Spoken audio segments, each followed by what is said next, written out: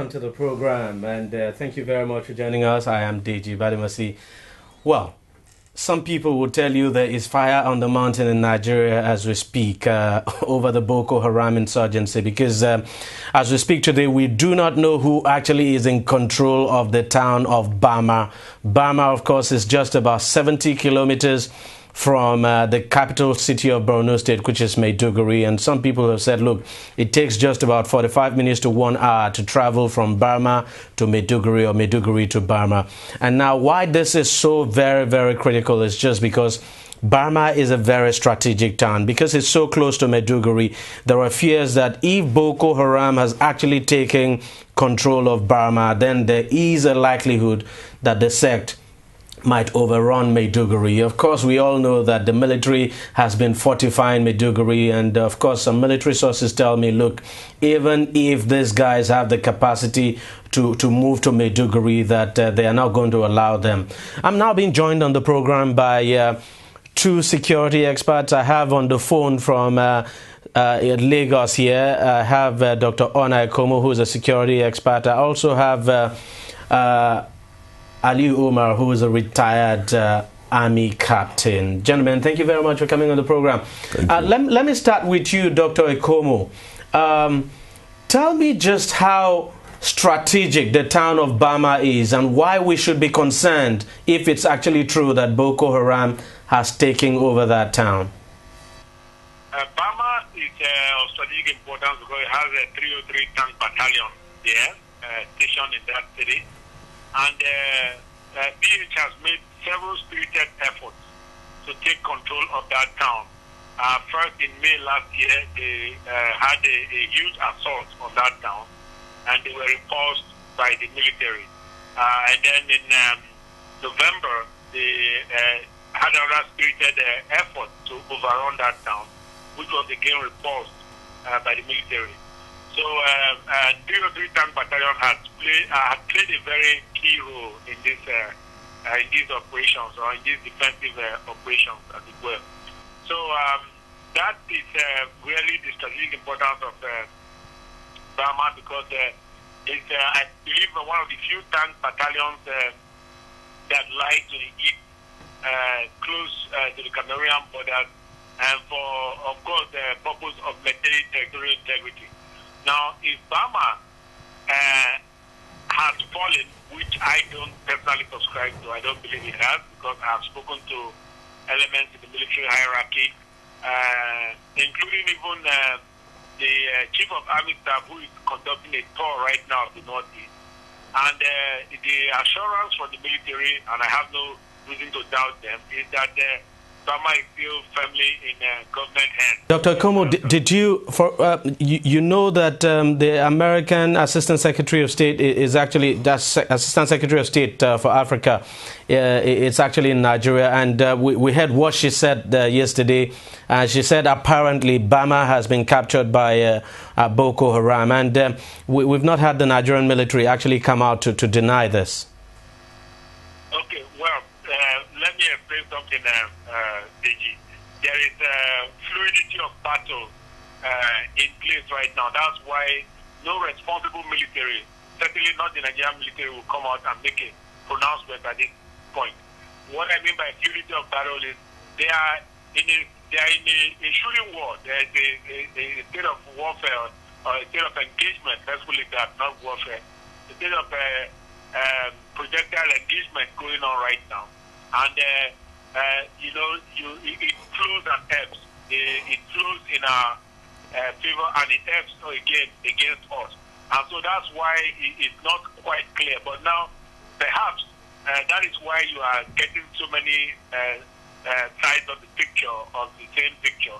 That some people might say, oh, Obama has fallen, or some might say it has not fallen. Because certainly, like I told you, with the military encampment like 303 in that city, and then with the strategic importance of that city and where it lies in Borno State, certainly it's not something. And then certainly, I mean, the Nigerian military has made it clear that it's not willing to give up any inch of Nigerian territory to anybody, including Boko Haram. Of course, even though we know, despite saying that Boko Haram continues to take territories. But let me just ask you to hold on, Dr. Ikomo, and let me bring in Captain Ali Omar here.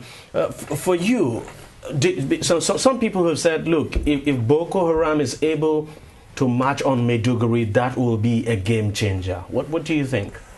Indeed, indeed it will be, but let us first and foremost do a review of the situation ab initio, from the beginning. There is this trend you observe by omission or commission, which tends to create this scenic imagery that the military is losing grounds. From the sidelines of an analyst, dispassionately, you will see that the tempo with which it set out has waned. There were days when Sambisa was taken. Exactly. All of those places taken by the military. It was not held. There were days when we have sons of Nigeria, Diharasan, Colonel, Sagir, they're all my colleagues. They used to give us blow-by-blow accounts of the goings so far. Suddenly, all of that just dried up. So you're beginning to see a situation where the moment is not being seized and the insurgents are leveraging on that. There is a propaganda aspect to war. That propaganda aspect builds confidence or diffidence, depending on the side it is directed at. Acts that are meant to build confidence in Nigerians will definitely build diffidence in the insurgents, and acts of diffidence exhibited on the Nigerian side embolden the insurgents. Now, what we are seeing in the last few months, particularly during the second lease of the state of emergency, seem to embolden the insurgents. What we hear from the higher echelons of the army and from the government quarters does not seem to align with what is seen on ground. Where you have a relative living in Bama calling to say, look, there is a loud presence of insurgents in this town. Soldiers are few and very sparse. And you have the authorities, the government authorities or the military authorities coming to say, no, this town is still under our hold. You see there is a disparity. Now, what I would love to see is a situation where a field commander will be telling Nigerians on ground zero in Bama that here I am standing and Bama is right under my feet. We are not saying that. Someone stays in Abuja and tells me Bama is here. It's part of us. And we see the citizens who live in Bama, who work in Bama, who sleep in Bama, telling you that no, we are scared. I just saw newspaper excerpts of youths in Maiduguri, or is it? Yeah, so that's protesting. Thousands of them. They're coming out with sticks and guns. It's amazing. It's amusing. If tanks and guns have not given us the level of confidence we need to have, what will sticks and then guns do? So what we are saying is, I'm not going to take sides whether Bama is still with us or Bama is lost. But I'm going to say that we must seize the moment. We must say something and be seen to have said it and mean it. That's one side of the story. The second side is whether Bama is with us or not, whether Maiduguri will fall or not. It shouldn't fall. Time will confer that on us because we seem to be trading horses here. Nobody knows what to be sure of anymore. Once upon a time, 200 girls were taken. Sometime later, they were released authoritatively they've been returned. Then a few minutes later, no, they weren't. Those that we saw escaped. Look, we need to shore up these things. We need to take this situation. We need to be on top of it. Okay, I'm going to come to you. Let me go back to you, Dr. Ikomo.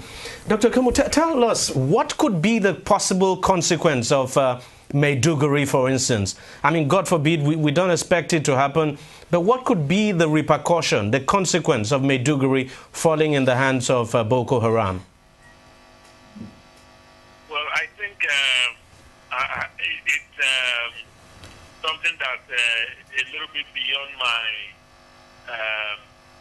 I don't know, my comprehension right now, or it's quite bewildering to even imagine that possibility. And I think that Maiduguri, with 7 Gs there, and with the Air Force formation, and with so many other military formations in there, is very well resourced militarily to withstand any assault from Boko Haram. And so I mean, unless, in fact, they need to get all of ISIS army from Iraq fighting alongside with them to be able to overwhelm Maiduguri. So I don't think that that is something that I really want to speculate on right now, because it's not going to happen. You know, I mean, what I think needs to happen quickly is that we need to go back and look at our battle planners need to go back and look at our battle plans again, and then come back with a greater result. In fact, I like something that Captain Ali just said. He said that we should look at the military must speak out and share with us what they are doing, because when there's vacuum, there's a lot of speculation, and they are keeping quiet right now. They are mum, and a military commander must go on ground in Bama and stand near a signpost and say, "I'm in Bama town, and there's nothing happening here." Such that they will give light to whatever it is that's being speculated. But like I told you, there is, in fact, the Nigerian Senate just had a hearing yesterday where, after going to the Northeast to do a tour, an assessment tour, they came back and said that, people are making false assertions that this town has fallen, that town. Everybody knows right now that Goza has fallen, and we know why. Because Goza is within the beating zone of Sambisa Forest. And Goza has sustained so many attacks. Now, Shekau says he has a caliphate in Goza. But how many people are in that caliphate? Everybody in Goza has run to Maiduguri.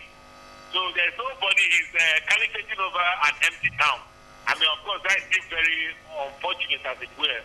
But I think we have to look at these things and deal with them with some circumspection, because what is happening is that, like Mr.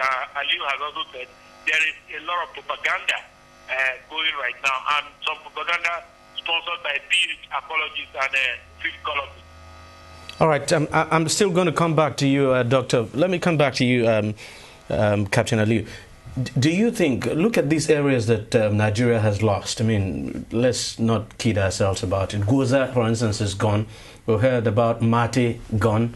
Yesterday we heard about Banki. We heard about Dikwa and the others. Now, do you think it is possible to reverse this trend, for the Nigerian military to reverse the trend? Yes, just like Doctor said. What exactly? Maiduguri going or Maiduguri falling is unimaginable. Absolutely very imaginable. But then it's not impossible. I say it's not impossible so that we don't underestimate the threat. We are better and safer overestimating the threat, as it were. Then coming to those towns you have mentioned, you see, in military operations, we have what we call grounds of tactical importance. Grounds of tactical importance fall into important and tactical grounds. Tactical grounds are grounds that you need to leverage your operations, and important towns are towns that if you lose, the whole operation ends. So Maiduguri is an important ground. The other towns are grounds of tactical importance. If we hold them, we leverage our operations. Tactically, it assists us. They can be regained. But then regaining them may not be, regaining them may be a longer process than holding them. So somewhere like Sambisa, at a point, one Colonel D.R. Hassan took Sambisa, flushed out the insurgents. Why do you think? Because at that point, the military made enormous progress. Why didn't we hold these areas? Why we don't hold the areas? And we didn't take the fight too. Exactly. Why we didn't hold these areas is, for me, a function of diluting politics and the regimental nature of militarism. Okay? When you bring military operations, when you involve the military in situations that are political, you are going to dilute things. You're going to be speaking from the two sides of your mouth. Where diplomacy and dialogue has failed, and you give the troops their marching order, then you just have to get out of the way and let them do their jobs. Let them do their jobs.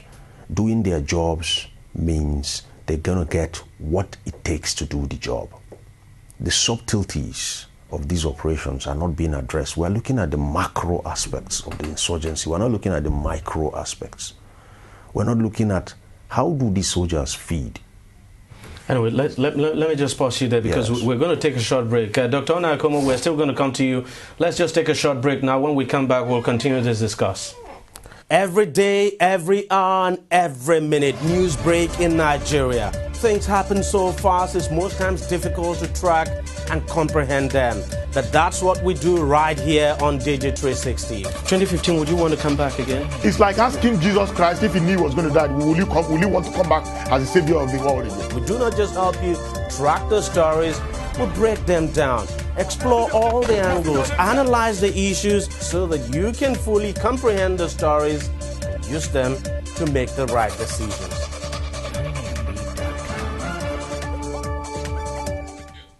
Every day, Welcome back. hour. Dr. Onaikomo, let me ask you this. Do you think it was a mistake we made then? I mean, last year, the military certainly took all these places from Boko Haram.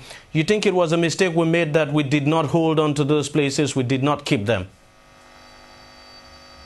Well, I don't know. I am not a military commander, and I'm not certainly in the battlefront. I'm a security analyst, so I work based on the information, the best information that's coming out of there, and the kind of interviews and the kind of information I have coming from the battle front to me.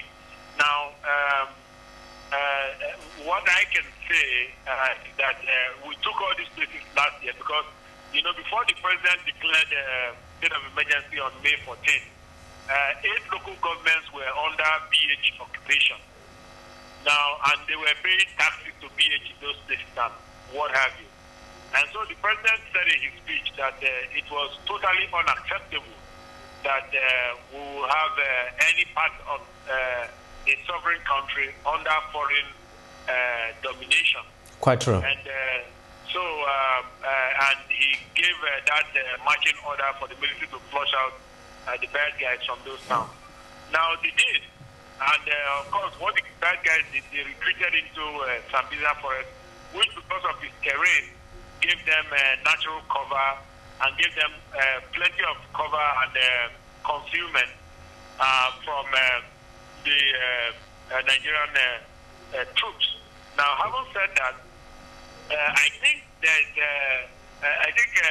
Captain Uma has also alluded to it now that when you have a military operation and then you have politics and the kind of politics we play in Nigeria, politics of finger pointing, politics that is bereft of very serious cerebral work, then it dumbs down a military operation because, for example, we saw a situation where the soldiers worked hard and they seized a lot of insurgents and their wives, and people like that. And an order was given somewhere to release these people who were in custody for political expediency. Now, these kinds of things can, in fact, demoralize people who had to arrest no doubt. these people. No doubt, but and arrested some very high-value collaborators of the insurgents, and today those people are walking free in this country. So there are so many things that kind of demoralize. But I think the real problem with why we couldn't hold all that area. Now, I want you to remember that Borno State is the largest state in this country. Yeah, by landmass. State in this country. Now, we are talking about vast expanses. Now, the military resources to occupy, to keep those places from an enemy that is growing by leaps and bounds is quite enormous. That means the resources required to keep them is quite extensive, and those resources were not being provided. That's how come they could not be, those places could not be held. So, of course, what the military, let me even give you an example. One problem military has been having with policing, and you know, a lot of these communities that you are calling, they are very tiny population places, but spread out. Now, the problem is the military controls the highways, but the Boko Haram guys control unfortunately, Doctor, because of time, let me just ask you this very quickly, because I have to come back to Captain Aliyu here. Let me ask you this very quickly, and probably you just give me a very short answer. Do you think our military can end this insurgency? Oh yes, we can certainly end it, but I think we are being too judgmental and being too quick. We think it should end overnight with a snap of the finger. No, this is going to be a long, drawn-out encounter. All right. I am putting 5 years on this. When it started 5 years ago, I said 5 years. But look at where we are. We are 5 years down the line, and now the guys are resurgent. So I'm putting another 5 years on it. So it's not something that's going to happen overnight, sir. All right. Thank you very much, Dr. Okon, for talking to us on the program. Thank you, sir. Thank you very much. Let me come to you, Dr. Aliyu, because we have to close now. Sorry, Captain Aliyu. I keep calling you Doctor. Now, what do you think we need to, the military needs to begin to do now, you know, to end this insurgency? Like in terms of training, taking the right quality of, because we have problem of indiscipline in the military anyway. There are two key areas, and these two key areas are actually subtleties. They are little issues that create big problems. The first is focus, and the second is motivation. Focus and motivation is actually being exploited by the insurgents to do what they're doing. There are little things that happen, statements that are made to either accept or deny, that give what you call signals to the insurgents, and they exploit these cracks in the wall. You see, warfare is a very straightforward thing. If you suspect there is a chink in the adversary's armor, all you need to do is to carry out what we call a probing attack. A probing attack is actually meant to test the water, and you will get a confirmation or a disconfirmation. They do that a lot. What is happening? It's high time the army called a family meeting. We are seeing men saying their equipments are not good enough. We are seeing their wives coming out to say their husbands are being slaughtered. Something unheard of. We look at the problem, but that is not the problem. That is a symptom. Those things you see happening are symptoms. When you go to a doctor, he actually is going to look at the symptoms, add the symptoms up, and tell you the ailment. And that is what the insurgents just sit down and do. So they're just being smart. Exactly. We underestimate these people grossly. What happens? Soldiers pointing guns at their superior officers and shooting off, they're all symptomatic. They are telling you, they are signifying the presence of the real problem somewhere. What added up and brought about that action you saw? That action is just a symptom. So getting the soldiers, rounding them up, trying them, is about eliminating the symptom. That's about focus. You have to address those small things. These women that are selling their husbands won't go to battle. It's a symptom. It's a sign that is telling you a story.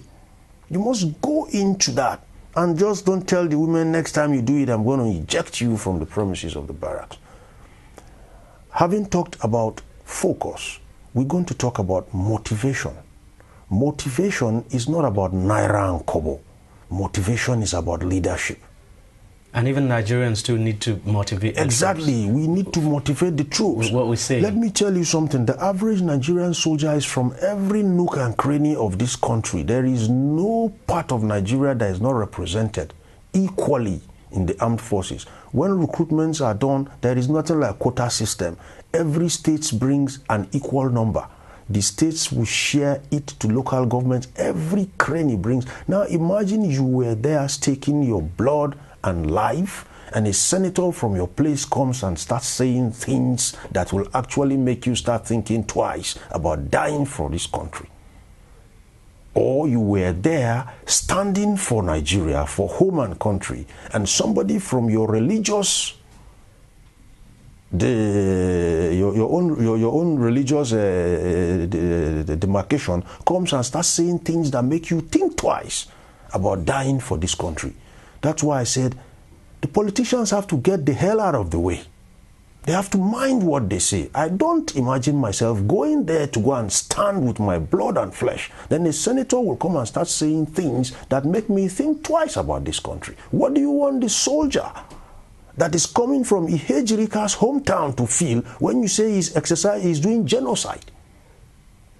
We have politicians that do a disservice to this country. Or you see a politician coming out to say, I know the names of the members of Boko Haram in this government, but I'm not going to say them because it's going to overheat the polity. That's a sad joke. Or you hear another politician saying, we know the sponsors of Boko Haram, but we'll only mention them at the appropriate time. That's another sad joke. If you don't know what to say, for God's sake, keep quiet, let this country move on. I've lost 2 relatives. I come from a military family. Anytime I hear Boko Haram,